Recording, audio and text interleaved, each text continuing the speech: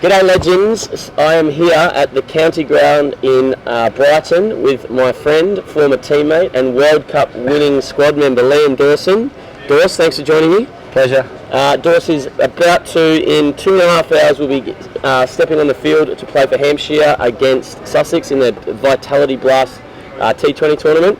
But I just thought we'd take this moment. I'm down here visiting my friend Ben Brown, who Dawson's playing against tonight. Let's chat about the World Cup. How was that experience? Unbelievable.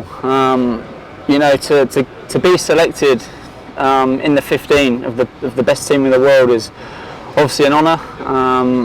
From where I was at the start of the summer, obviously wasn't involved, and to sort of get my way into the squad was an achievement for me personally. To experience what we went through for 6 weeks as a team was amazing. To have the support of the country, the world as well, watching 50 over cricket, international cricket, was unbelievable. And the way the final played out was probably never ever be beaten again in any format of the game. No, I think that's the best sporting event I've ever seen. I reckon there'll be a movie made about it one day.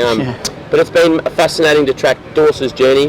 He first came across Dawson when he was 16 years old, came out and played at my club at then, Melville Cricket Club in Perth.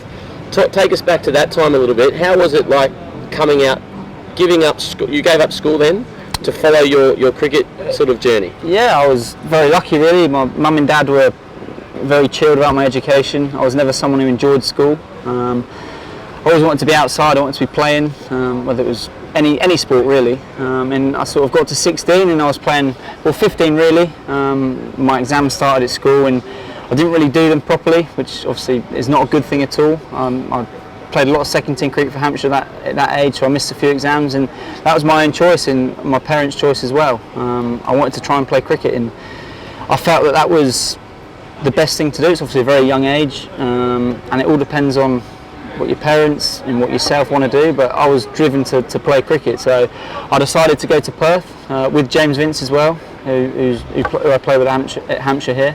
And we went with was also in the World Cup squad, two very good mates in the World Cup squad. So we both went to Hampshire, went to Perth at 16, and I don't remember much, to be fair. I mean, it was just exciting. I mean, you're 16, and I was living away from home quite a bit, that summer anyway. Obviously I was playing for Hampshire, so I sort of was used to being away from home. And I got to Perth and I was looked after by Dimitri Mascarenis' mum, Pauline, which was brilliant. She looked after us really well. She beat you in poker a few times. Yeah, she did. Yeah, she took all my money. So that was amazing, and I don't remember much of it, to be fair. But obviously, as a cricketer, it was a big part in my career.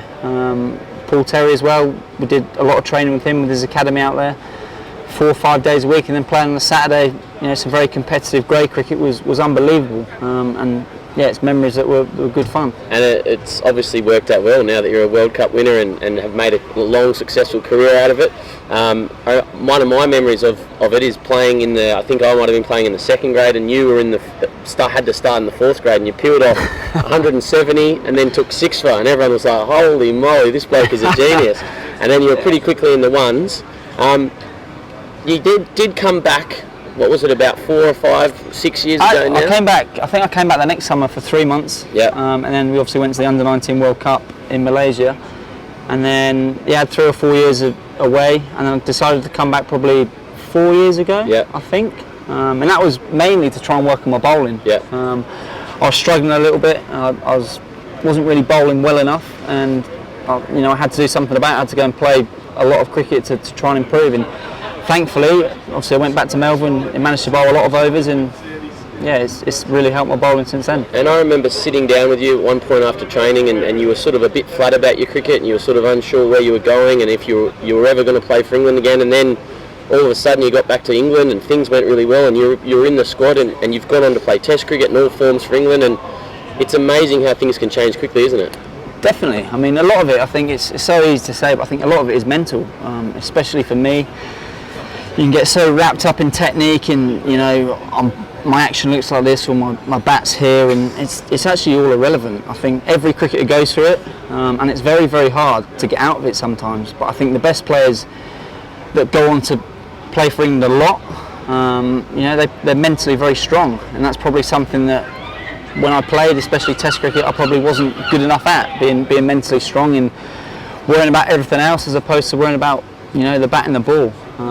But as I said, that's gone now. That was 2 years ago. Now I'm enjoying my cricket. Got a little boy, and takes your mind off cricket as well. So you don't worry about it much, and you just go out there, see the ball, and bowl the ball, and what will be will be. Excellent, and it's great that you obviously have two facets to your game, as well as a good fielder, but you've got the ball that has got you picked in the past, and also your batting, which has got you picked as well. So how do you as an all-rounder manage your practice around both skills? For me, sometimes it all depends how I'm feeling, because there's not all the time you're going to be batting well or not going to be bowling well. So very rarely you get that in a game. So I feel that sometimes if I don't feel my batting's up to scratch, I'll obviously spend more time on that in the nets, or vice versa. If I don't feel I'm bowling well enough, I'll spend more time bowling and practicing that. But I think I'm at an age now where I sort of know my game quite a lot and know what I need to do to be ready to play. So as I said, it's a lot more mental as well now. I'm 29. I've been lucky enough to play a lot of cricket, and sometimes training, you can train too much and forget about actually being in the moment in a game and assessing the situation. And I'd like to think that's what I've got better at over the last few years. And yeah, that's one thing. I don't do that in training, but in a game I like to pride myself on. Yeah, and I think what you said at some point there is about trying to enjoy it as well. And I think everyone plays their best cricket when they're enjoying it, and they're trying not to focus and worry about those little things. Do you have any mental routines you go through when you're batting or bowling?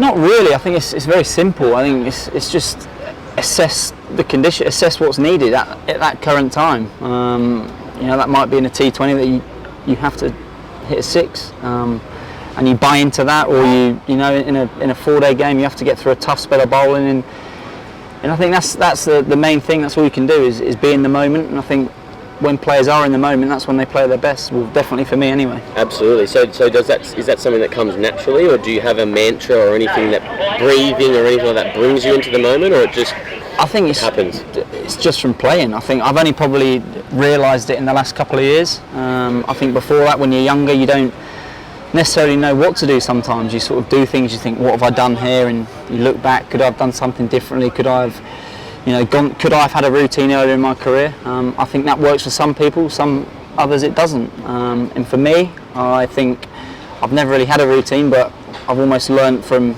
being out in the middle and making mistakes, and trying to remember when I've been through those situations in a game, that's sort of my mental switch on. Yeah, nice. And now back to the World Cup. How was it? Obviously you didn't actually play, but how was it managing your own game around that tournament? Like, obviously being the sort of the spare spinner, and was it tough not getting any cricket in at that time?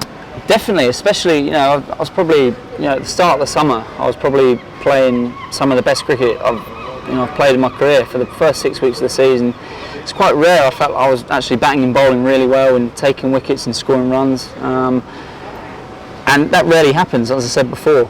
So my game was in a really good place, and then obviously to be selected was amazing, and then you're just desperate to play, but at the same time obviously happy to be in the 15 because it's a great achievement.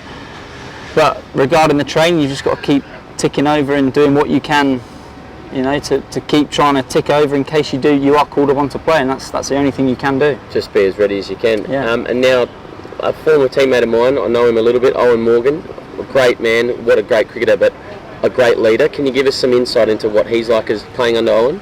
I think he's very calm. Obviously, I haven't played much under him. I've obviously been on a lot of tours and experienced his leadership, and I think the main thing, as a captain, he's very level, he's very calm.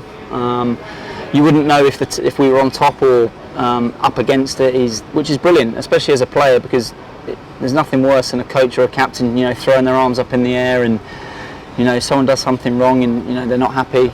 He's very level. He backs you 100% to what you want to do. He buys into what you want to do.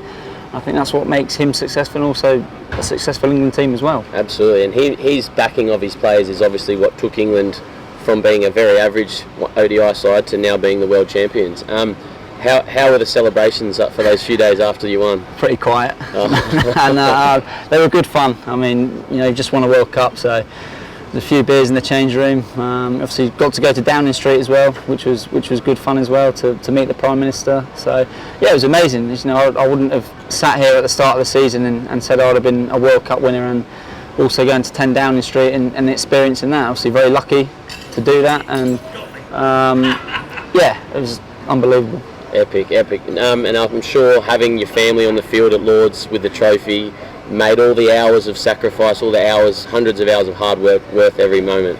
Definitely, I think it just shows that sometimes you might train for a couple of years, and you might not actually see that you're getting very far, but you actually are. I think it just shows that the majority of that England team 4 years ago probably would never said they were going to win a World Cup, you know, with the way they were playing. But 4 years on, the training, the gym work, everything that you get, that you put into training to become the world's best team is proven its work. So it's obviously very, very exciting to be able to do that, and obviously then win a World Cup.